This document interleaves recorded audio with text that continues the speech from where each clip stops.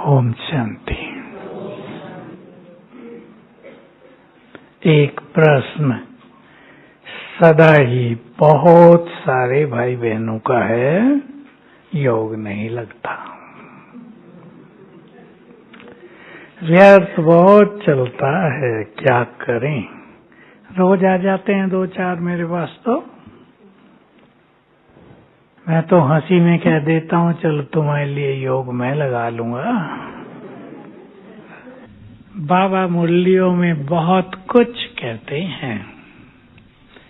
योग तो मनुष्य को स्वयं लगाना होगा और व्यर्थ से भी स्वयं ही मुक्त होना होगा।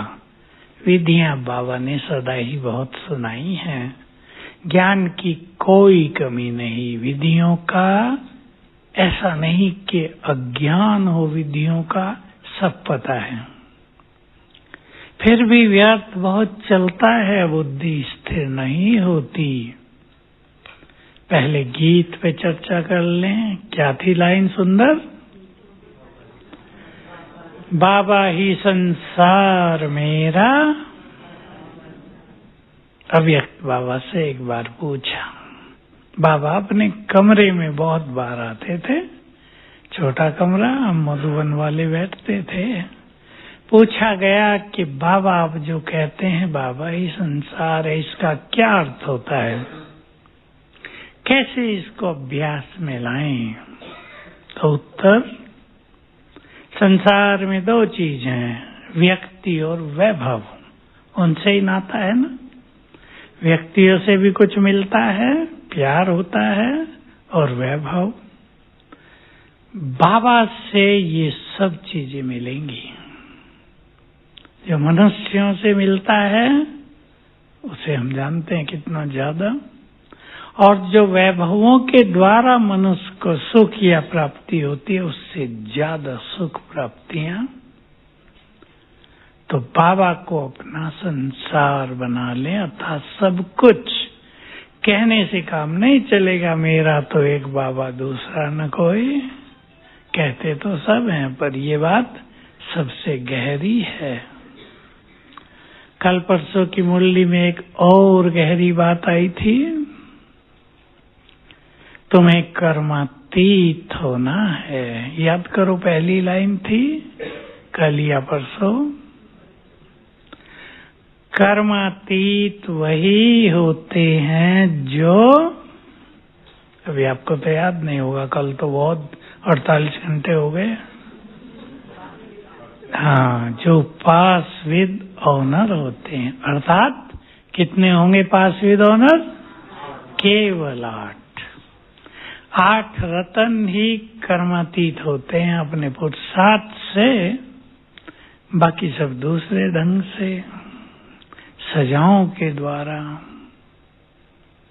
तो बाबा जो ये कहते हैं, हंसी की बात भी है कि तुम कर्मातीत होगे तो लड़ाई लगेगी। कोई सोच लेते हैं हम होंगे ही नहीं, लड़ाई क्यों लगे? लड़ाई तो अच्छी नहीं होती। लेकिन वो सब की बात नहीं है, वो केवल अष्ट रत्नों की बात है। तो बड़ी गहरी ये बातें हैं बाबा की।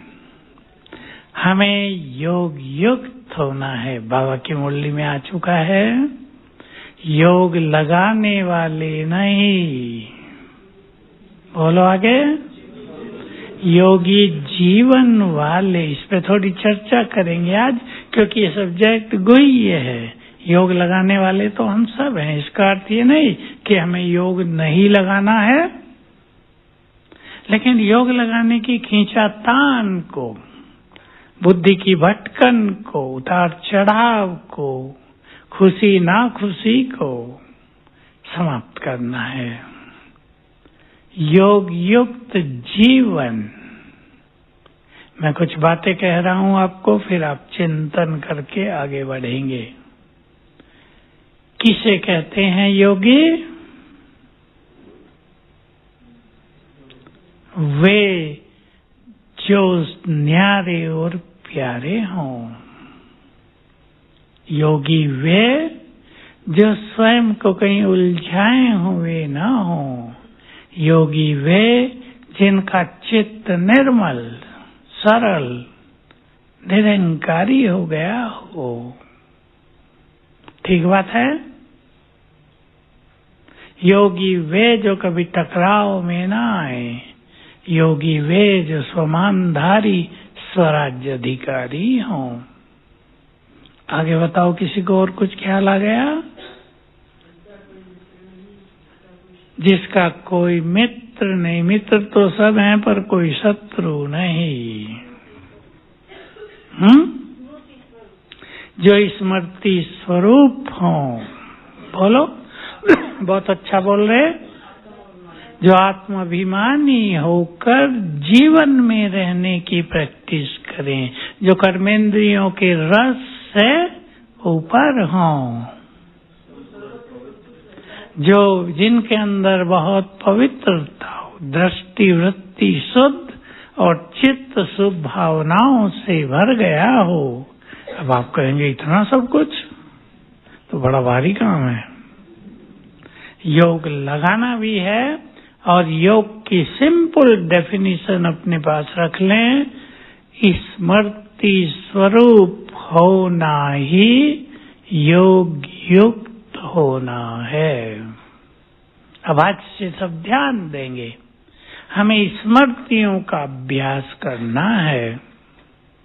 क्या होती हैं स्मृतियां? माताएं बहुत होशियार हैं। क्या होती हैं स्मृतियां? स्वमान। और क्या होती हैं? सरल शब्द नहीं, प्राप्तियां नहीं।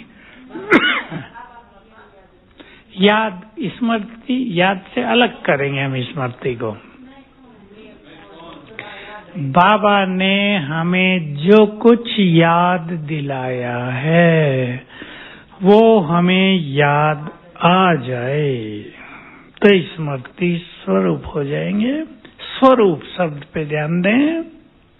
आपको कोई व्यक्ति याद दिलाए कि अब से 20 साल पहले ऐसे ऐसे हम सब मिले थे, कितना आनंद आया था उस दिन, खुशियां मनाई गई थी, तो अब क्या हो जाएगा? तुरंत वही 20 साल पहले वाली स्थिति तुरंत बन जाएगी। कोई याद दिला दे, याद है बहन जी 5 साल पहले ऐसी बुरी घटना हुई थी, एक्सीडेंट हो गया था, तुम अकेले थे वहां, कोई नहीं था पूछने वाला, चोट लगी थी। क्या हो जाएगा? तुरंत वही कुछ हो जाएगा ना, दुख भरी फीलिंग, वही जो उस दिन हुआ था। बाबा इसको कहते हैं स्मृति स्वरूप। ये हमने नेगेटिव पॉजिटिव बातें की, हमें याद दिलाया बाबा ने। अब जिनका हमें अभ्यास करना है, जिससे योग लगाने की मेहनत नहीं, योगी जीवन बन जाएगा और योग सहज लगेगा। हम बाबा से जुड़े रहेंगे भिन्न भिन्न तरह से, परम धाम में भी, सूक्ष्म लोक में भी और यहाँ भी हम जुड़े होंगे बाबा से, अलगाव नहीं। बाबा ने याद दिलाया, तुम सभी देव कुल की पवित्र आत्माएं हो, महान आत्माएं हो। अब सभी सोचेंगे, याद आया, ज्ञान तो सबको मिल गया, स्वीकार भी सबने कर लिया, याद भी आ गया था तब तो स्वीकार किया, लेकिन वो याद कितना रहता है, उसका नशा, उसकी स्मृति कितनी रहती है। अगर रहेगी तो क्या होगा? और आगे नशा रहेगा, और आगे उस स्वरूप के संस्कार स्थिति यहाँ बनने लगेगी। जो स्थिति हमारी सतयुग के आदि में थी वो यहाँ बनने लगेगी। योग का भी इम्पोर्टेंट लक्ष्य तो स्थिति बनाना है ना, विकर्म विनाश भी करना और श्रेष्ठ स्थिति भी बनाना। दो चीजें हैं, दो शब्द बाबा इसमें बोलते हैं, कर्मातीत और संपूर्णता। कर्मातीत का अर्थ है आत्मा, सरल परिभाषा बताओ, विकर्मों से मुक्त हो गई। जो जन्म जन्म के पाप कर्म भी थे वो सब योग अग्नि में जल के नष्ट हो गए, अर्थात आत्मा खाली हुई, खाली हो गई ना पाप कर्मों से, उसे भरना यह है संपूर्णता। खाली किया, सफाई कर दी, कर्मातीत हो गए। अब उसे भरना सद्गुणों से, संपूर्ण प्योरिटी से, सर्व शक्तियों से, ये है संपूर्णता। तो हमें स्मृति स्वरूप होना है। एक स्मृति की बात हमने की, अब हम 10 स्मृतियां निकाल लेते हैं, सब उन पे ध्यान देंगे, बड़ी बड़ी निकालेंगे। पहली स्मृति तो है आत्मा की दिलाई, तुम शरीर नहीं हो आत्मा हो, वो तो हम सब के लिए कॉमन और सहज बात हो गई है। वो शास्त्रवादियों के लिए सबसे कठिन बात थी ये जानना मैं कौन हूँ, हमारे लिए वो बच्चों का खेल। और क्या याद दिलाया बाबा ने, आगे बढ़ो आगे बढ़ो, 10 निकालनी है। पहले और चले, स्वमान भी लेंगे बाद में। बच्चे, तुमने 5000 साल का पाठ बजाया, अब खेल पूरा होता है, तुम्हें घर वापिस चलना है। ये छोटी स्मृति नहीं, बहुत गहन है। सभी आत्माएं हैं, अपना अपना पार्ट बजा रही हैं, स्मृति दिलाई, ये खेल चल रहा है। ड्रामा की बहुत गहरी स्मृति, बहुत गहरी है ये। यही तो ज्ञान नहीं था संसार में किसी को, जो स्वयं ज्ञान के सागर ने आके दिया। था का ज्ञान, इतना कहते थे बनी बनाई बन रही, अब कुछ बननी नहीं, क्या है आगे वो कुछ पता नहीं। क्लियर ज्ञान दिया, कैसे तुम पार्ट बजाते हो, कैसे तुम्हारे अंदर अविनाशी पार्ट भरा हुआ है जो मिटता नहीं। आत्मा अविनाशी है, अर्थात उसका पार्ट अविनाशी है। आगे बढ़ो, 5वीं,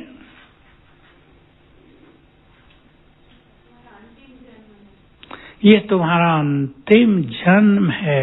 और क्या कहा इसमें, थोड़ा और जोड़ो, भाग्य बनाने का सुंदर समय है, तुम बाबा से जो चाहे ले सकते हो, द्वार खुले हैं, मांगने की जरूरत नहीं, लेने की विधि बता दी, कनेक्शन जोड़ो मिलता रहेगा। अब स्मृति दिलाई, तुम कल्प कल्प के विजयी रत्न हो। ये इम्पोर्टेंट स्मृतियां हैं हमारी, क्योंकि माया को जीतना, 5 विकारों को जीतना सबसे कठिन काम रहा। लोगों ने यहाँ तक लिख दिया, किसी शक्तिशाली सेना को जीतना संभव हो सकता है, पर 5 विकारों को जीतना संभव नहीं है। कहीं ने कहा संभव, कईयों ने कहा बहुत कठिन है। ठहरो ठहरो ठहरो। तो इस स्मृति से क्या हो गया,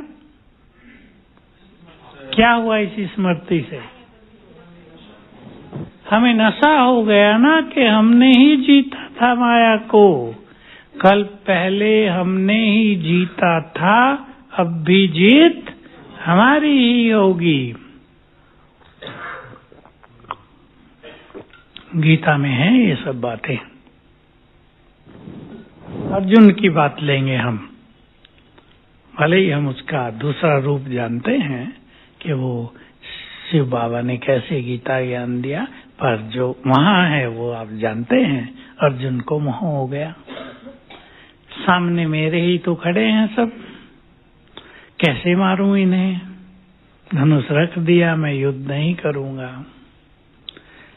पहली तो विचारणीय बात यह है कि वो लोग भी तो सामने खड़े थे जिन्होंने पांडवों को बड़ा कष्ट दिया, क्या उन्हें देखकर मोह हो सकता था? ठीक है, भीष्म पितामह खड़े हैं, द्रोणाचार्य खड़े हैं, दो को देखकर सम्मान हो सकता है पर औरों को देख के तो मोह नहीं हो सकता था ना। स्मृति दिलाई दूसरे अध्याय में, सारा अध्याय है आत्मा का। न तुम किसी को मारते हो, आत्मा अजर अमर अविनाशी है, ये तो पहले ही मारे जा चुके हैं, तुम केवल निमित्त हो जाओ। जब नहीं अर्जुन की समझ में आया बहुत कुछ, तो विश्व विराट रूप दिखा दिया और उसमें एक सुंदर बात दिखाई। सुंदर कहो या खतरनाक कहो, महाकाल हूं मैं, मुंह खुला हुआ है, उसमें कौरवों के और पांडवों के अनेक महारथी सैनिक प्रवेश कर रहे हैं। और बताया ये मेरे द्वारा पहले ही मारे जा चुके हैं, तुम केवल निमित्त हो जाओ। तुम इनको नहीं भी मारोगे, ये मेरे द्वारा मारे जाएंगे, मैं महाकाल बनकर आया हूँ। बाबा के भी यही महावाक्य होते हैं ना, डर जाते हैं लोग कभी कभी। तुमने किसको बुलाया है? जब बुलाया था तो सोचा था किसको बुला रहे हैं मैं तुम्हारा पिता भी हूँ, तुम्हें सब कुछ देने आया भी हूँ, पर लेने भी आया हूँ, चलना पड़ेगा यहाँ से। तो लास्ट में जब सब कुछ समझा दिया तब अर्जुन ने, ये 18वें अध्याय के भी लास्ट में है, हे भगवान मुझे स्मृति आ गई है। हाँ, एक बात और कही थी जो मुझे कहनी थी। अर्जुन को कहा, हे अर्जुन, जिधर धर्म है उधर ही मैं हूँ, और जिधर मैं हूँ उधर ही विजय है। धर्म तुम्हारे पास है, मैं तुम्हारे साथ हूँ, विजय तुम्हारी ही है, तुम केवल निमित्त हो जाओ। तब अर्जुन तैयार हुआ, कहा मुझे स्मृति आ गई है, मेरा मोह नष्ट हो गया है, अब मैं युद्ध के लिए तैयार हूँ। बाबा ने याद दिया, कल्प कल्प तुमने ही इस माया को जीता है, फिर जीत बोलो तुम्हारी ही होगी। माया चाहे कितनी प्रबल हो, भगवान को मानना पड़ा, माया भी सर्वशक्तिवान है, हराती है आत्माओं को। काम को जीतना सबसे कठिन, क्रोध को जीतना सेकंड, और मोह को जीतना, बोलो मोह वाले, सबसे सूक्ष्म, सबसे सूक्ष्म। अनेकों को तो समझ में ही नहीं आएगा कि मोह भी है क्या हमें। सुना दो एक कहानी। एक माता जी आई, मेरा पति मुझे बहुत मारता है, घर से निकाल दिया, अच्छा हुआ मेरा मोह खत्म हो गया। अब बेचारा पति अकेला रहने लगा। अब 2 साल के बाद, 2 साल में पति को नानी याद आ गई, अकेला रहना, 2 बच्चे थे उनको भी संभालना। खुदामद करके वापस ले गया, चलो अब बहन जी का मोह पहले से 4 गुना ज्यादा हो गया। तो मोह को डंडों से नहीं छोड़ा जा सकता कि पिटाई हो गई तो चलो मोह छूटा। मोह की रगे बहुत सूक्ष्म हैं, इसको आत्मस्मृति से, आत्मिक दृष्टि के अभ्यास से ही जीता जा सकता है। और ये बहुत लंबा समय लेता है और सबसे होता भी नहीं है। मोह ही विनाश काल में सबसे ज्यादा कष्ट देने वाला है। मोह के कारण ही इस दुनिया में अधिकतर लोगों पर बुरा मानसिक इफेक्ट हो जाएगा। जब वो देखेंगे सब कुछ जा रहा है, जिसके लिए जी जान लगाई वो सब जा रहा है, तो मन पर सोच लो आगे क्या होगा। तो बाबा ने हमें स्मृति दिलाई, तुम कल्प कल्प के विजयी रतन हो, और जो कुछ इन आंखों से देखते हो वो नहीं रहेगा। बहुत बड़ी स्मृति है। हुआ सब जगह हो रहा है, तो होगा और भी ज्यादा। आग बुझ गई शायद, फिर से लग गई, बुझ गई होगी। अच्छा, तो देखो बाबा ने कह दिया अग्नि और जल दो तत्व ही ज्यादा विनाश करेंगे, हवा साथ देगी। तो ये सब होगा, जो कुछ दिखाई दे रहा है ये नहीं रहेगा। इसके बाद स्वमानों के रूप में बहुत सारी स्मृतियां दिला दी। तुम बहुत शक्तिशाली हो, तुम पूर्वज हो, तुम सृष्टि के आधार हो, तुम वही हो जिनकी पूजा हो रही है। चिंतन में लाना है इनको। अब सोचो, 2 युग हम स्वर्ग में रहे, परम आनंद, अति सुख, कोई कमी नहीं, धन संपदा चरणों में। लक्ष्मी को चरणों में दिखा ना विष्णु के, यानी जब हम विष्णु समान बन जाते हैं तो धन संपदा हमारे चरणों में आ जाती है। ये सब कुछ रहा। और पिछले 2 युग, अब बताओ, आप बोल रहे थे पिछले 2 युग। पूज्य को थोड़ा और अच्छी तरह, पिछले 2 युग हम पूज्य रहे, संसार में सबके सहारे रहे। किसी को जरूरत पड़ती थी, कहाँ जाते थे? चलो मंदिरों में, चलो उस देवी के पास। बच्चा पास नहीं हो रहा है, चढ़ाओ देवी को कुछ। ऐसी देवियां थे आप सभी। चढ़ावा चढ़ा, खुश हुए, आशीर्वाद दे दिया। बिना चढ़ावा के देवी खुश नहीं होती क्या? चढ़ावा चढ़ाना पड़ता है देवियों को। तो कितना बड़ा स्वमान है हमारा कि 2 युग तक हम संसार के सहारे बनकर रहे हैं। हम या हमारी जड़ मूर्तियां। काम तो ऊपर से हो रहा था, हम तो कहने में आता है, पर काम ऊपर से हो रहा था। भक्ति में जिस जिस देवी देवता की जिसने पूजा आराधना की, उसकी मनोकामनाएं शिव बाबा ही पूरी करते हैं। हम तो जड़ थे ना तब, हम तो खुद ही खाली थे। तो सोचो बाबा का हमसे कितना प्यार है। विचार करो आज गंभीरता से। हमने उसके लिए बहुत थोड़ा किया है और वो हमारे लिए पूरा कल्प करता है। द्वापर युग से बहुत मदद करता है। जिन्होंने यहाँ उसको बहुत मदद की है, द्वापर युग से उसको बहुत मदद करेगा।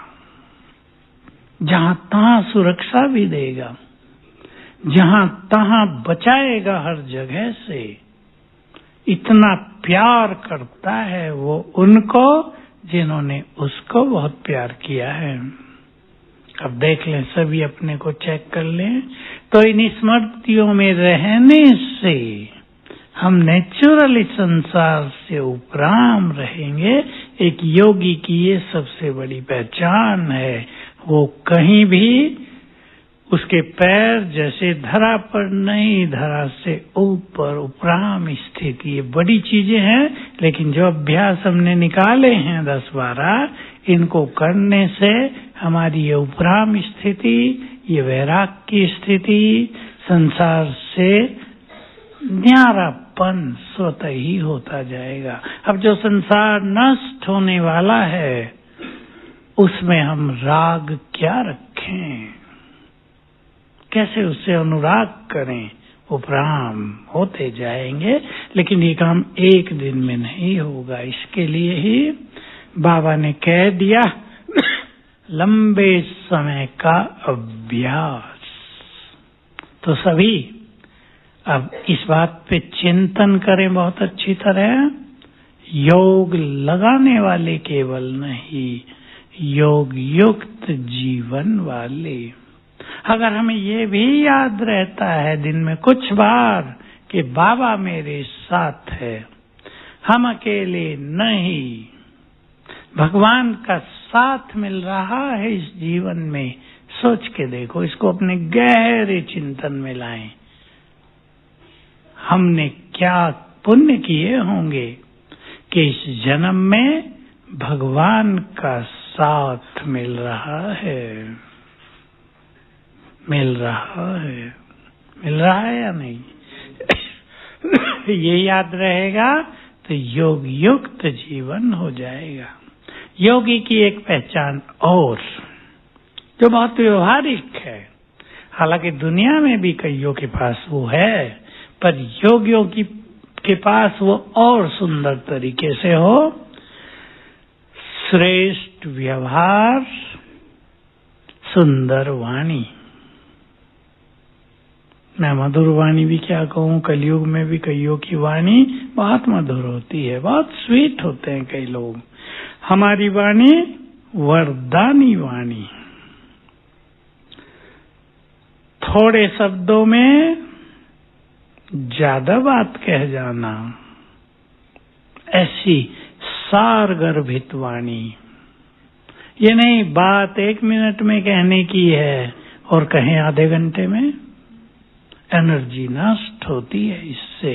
ये योगियों की पहचान नहीं है। तो योगी जीवन वाले, श्रेष्ठ व्यवहार।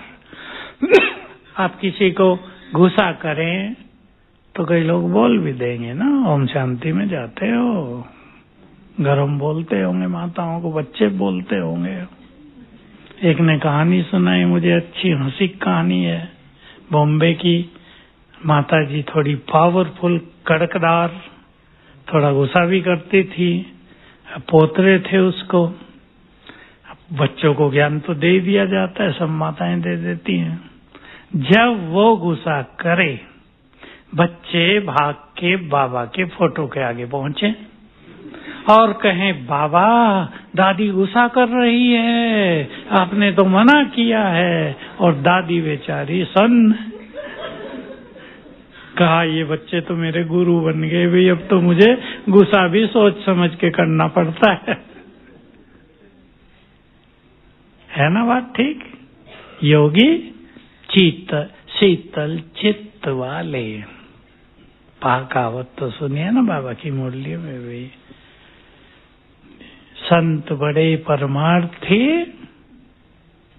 हिंदी वाले नहीं बैठे, शीतल जिनके अंग। ये बहुत अच्छी बात कवि ने कही, शायद तुलसीदास ने किसकी है ये? संत बड़े परमार्थी, जो परमार्थी नहीं है, स्वार्थी है, वो संत नहीं, योगी नहीं। शीतल जिनके अंग, तपत बुझाए और की दे दे अपना संग। तो ये योगियों की पहचान है। इसी से जुड़ी हुई बाबा की बात याद कर लें। स्मृति का स्विच पावरफुल करो। सब जानते हैं स्विच जरा भी ढीला हो बल्ब जलेगा ही नहीं, ट्यूब जलेगी नहीं, दबाते रहेंगे। ढीली स्मृति क्या? मैं महान आत्मा हूं, बस ढीली। और पावरफुल स्मृति, भगवान ने कहा है मैं महान हूं, इसलिए मेरे कर्म, बोल, संकल्प, व्यवहार सब महान। ये पावरफुल स्मृति। ऐसे याद कर रहे हो मैं शिव शक्ति हूँ, और डर भी रहे हो, भाग भी रहे हो, और शिव शक्ति भी कह रहे हो। कुत्ते पीछे पड़ गए मैं शिव शक्ति, और भागे जा रहे। मैं शिव शक्ति हूँ, सर्व शक्तियों की मालिक। ये पावरफुल नशा, ये है पावरफुल स्विच।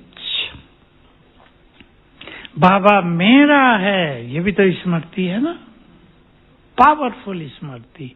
कोई मेरा हो या ना हो, कोई मुझे साथ दे या न दे, भगवान मेरा है, वो साथ दे ही रहा है, देगा ही।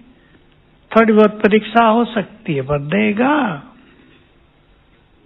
तो ऐसे स्मृतियों का स्विच पावरफुल करेंगे। क्लियर है सबको? तो सभी ये 10-12 स्मृतियां लिख लेंगे अपने पास। लिख लिए बहुतों ने, बाकी खुद सोच के लिख लेना। अब इनको अपने अभ्यास में लाना है तो जीवन योग युक्त हो जाएगा। और जो पावरफुल योग है, बीज रूप स्थिति, ज्वाला स्वरूप स्थिति, स्मृति स्वरूप रहने से वो सहज होगी। फिर वो स्थिति हो जाएगी कि जब जिस स्वरूप में जितना समय रहना चाहो रह सकते हो। हम चाहें कि हम 5 मिनट परम धाम में शिव बाबा के साथ बैठ जाएं निराकार होकर, तो ये सहज संभव होगा। हम सोचें कि मुझे तो 10 मिनट संसार को सकाश देनी है, तो ये सहज संभव होगा।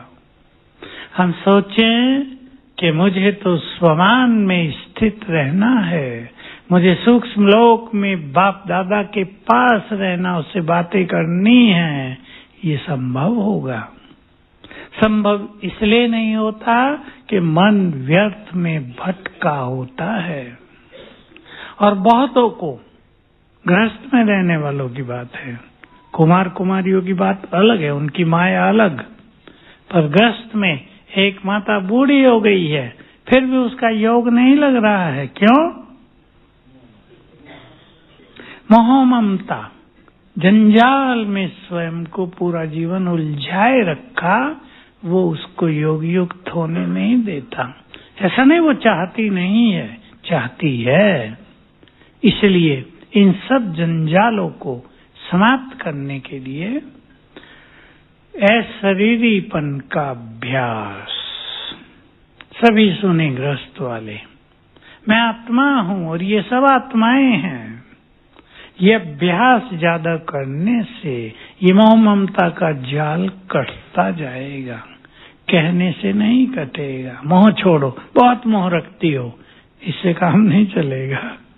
ये मोह ऐसी चीज नहीं जो पॉकेट से निकाल के फेंक दिया जाए, इसकी जड़ें बहुत गहरी होती हैं। बाबा ने कभी कहा, मनुष्यों से मोह छूटना संभव हो रहा है, पर बाबा ने तो कहा था ठिकरियों से मोह नहीं छूट रहा है। चचर चीजें, वस्तुओं से न्यारा हो जाना, ये भी मेहनत का काम है। और जहां मेरा आया, मोह पैदा हुआ। अब कौन, सोचो आप, मेरा नहीं होगा क्या? अब मेरे पास ये सोल है, मैं कहूं ये मेरी नहीं है। कपड़े पहने हैं, ये मेरे नहीं है, इन्हें हमें संभालना नहीं है, होगा ये सब होगा। इसके बाद भी ये सब चीजें विनाशी हैं। आज ये मेरे पास हैं, हो सकता कल ना हो, कुछ और रहे। ये स्मृति, ये प्रैक्टिस हमें चीजों के लगाव से मुक्त रखेगी। अब आप देखो, किसकी आयु 50 साल है, 50 साल में कितनी चीजें उसके पास आई हैं और गई हैं, हुआ है या नहीं? कितनी चीजें गई हैं, आई हैं।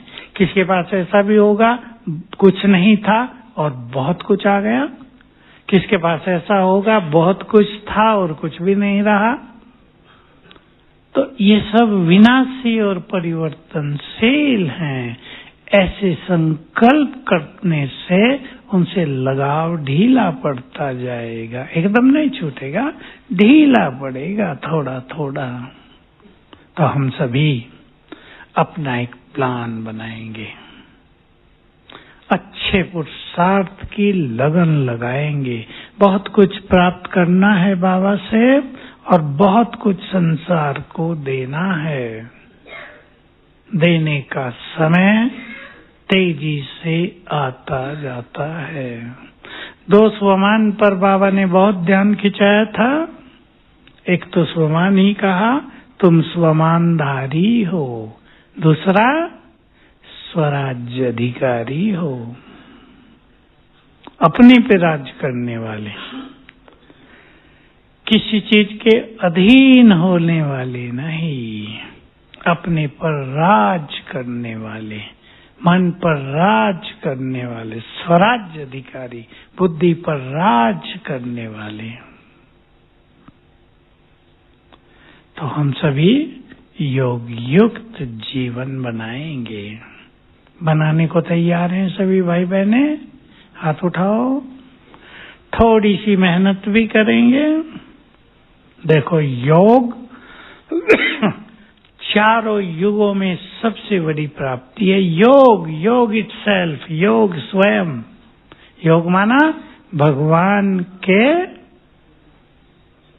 बोलो, साथ रहना। परम सुख है उसमें। जिसके साथ हम रहते हैं उसका प्रभाव रहता है ना। भगवान के साथ रहना, किसी मनुष्य के नहीं, किसी देहधारी के नहीं, निराकार के साथ रहना, उसके साथ को अनुभव करना, उसकी मदद का एहसास करना, उसके प्यार की अनुभूति करना, उसके द्वारा शक्तियां लेना, ये अपने में सबसे बड़ी प्राप्तियां हैं। तो सभी चिंतन में लाएंगे। संगम युग का ये सुंदर समय मुझ भाग्यवान आत्मा को मिला है, मुझ पुण्य आत्मा को मिला है। सभी बहुत भाग्यवान हैं। भोली से भोली माता भी जो बैठी होगी ना सभा में, वो पुण्य आत्मा है, वो महान आत्मा है। हम सभी ने न जाने क्या क्या पुण्य किए हैं, जो भगवान का साथ मिल गया। इसको अपने चिंतन में ले आए। अब मुझे उनसे सब कुछ प्राप्त करना है, ये उमंग ले आए अपने अंदर। देखो, लौकिक में उमंग रहता है ना, जिन भाइयों को दुकानें होंगी, बिजनेस होगा, जब सीजन आता है कितना उमंग रहता है, ये करेंगे, ये करेंगे, ये करेंगे। बाबा भी सुनाते थे ना, हीरो के व्यापार थे, रात को सिपा आ रहा है तो जागे ही रहते थे। कभी 1-2 बज जाता था, उमंग, नींद नहीं आती थी। हीरे खरीदने, सिपा आ रहा है। तो हमें भी बहुत ज्यादा उमंग रहे, बाबा से सब कुछ लेना है। चिंतन करें। बाकी तो इस संसार में कोई किसी के काम आता नहीं है। अपने काम नहीं आ रहे आजकल, बल्कि अपने समस्याएं पैदा कर रहे हैं आजकल। देखो, एक समय था बच्चे माँ बाप के सहारे होते थे। आजकल सब जगह नहीं, कितने घरों में बच्चे माँ बाप के लिए समस्या बन गए। ये नहीं कि उन्हें वृद्ध घर में छोड़ा है, वो बात नहीं हम कर रहे। माँ बाप को सुख चैन से जीने नहीं दे रहे हैं। बहुत कहानियां आ रही हैं, सब कुछ उड़ा रहे हैं बच्चे। संभलना मुश्किल, उनको न दें तो तूफान मरने मारने को तैयार, और दे दें तो जो दे दिया हो गया। एक ही रात में खत्म करके वापस आ जाते हैं। सवेरे रात को जाते हैं, सवेरे आते हैं, दिन में सोते हैं। बहुतों की दिनचर्या ये हो गई है। इसलिए भाग्यवान हैं वो आत्माएं जिनको परिवार बहुत अच्छे हैं। ऐसी कई माताएं होंगी। बताओ किन किन को परिवार बहुत अच्छे हैं? देखो, यहाँ तो सब माताएं अच्छे घरों वाली बैठी हैं। नहीं तो मैं तो उनकी कहानियां सुन सुन के मुझे लगता है कि इन बेचारों ने पता नहीं क्या कर लिया। कौन से कर्म करके आए जो अपने ही बच्चों का सुख नहीं मिल रहा, सिर्फ दर्द बने हुए हैं। तो बहुत भाग्यवान हैं हम सभी, बहुत पुण्यात्माएं हैं। भक्ति बहुत की है, पुण्य भी बहुत किए हैं, दान भी बहुत किया होगा, तो भगवान रिटर्न देने आ गया है। अब कौन कितना लेता है, इतना ले ले जो अगले कल्प में फिर देते रहें, भंडारे खुले रहें। बाबा ये कहा करते थे, हमें कहा एक बार बाबा ने, जैसे भोलेनाथ का भंडारा क्या कहते हैं, भरपूर अखंड चलता है, अखंड। बाबा ने शब्द बोला, जैसे भोलेनाथ का भंडारा अखंड चलता है, तुम सबका देने का भंडार, शुभ भावनाएं देने का, शांति देने का, दूसरों को सुख देने का, ये भंडार भी अखंड चलता रहे। तब हमें सूक्ष्म बात पता नहीं थे, ये शांति कैसे देंगे दूसरों को, सुख कैसे देंगे। ये तो पीछे क्लियर हुआ कि हमारे वाइब्रेशंस देकर हम कैसे दूसरों के दुख हर सकते हैं।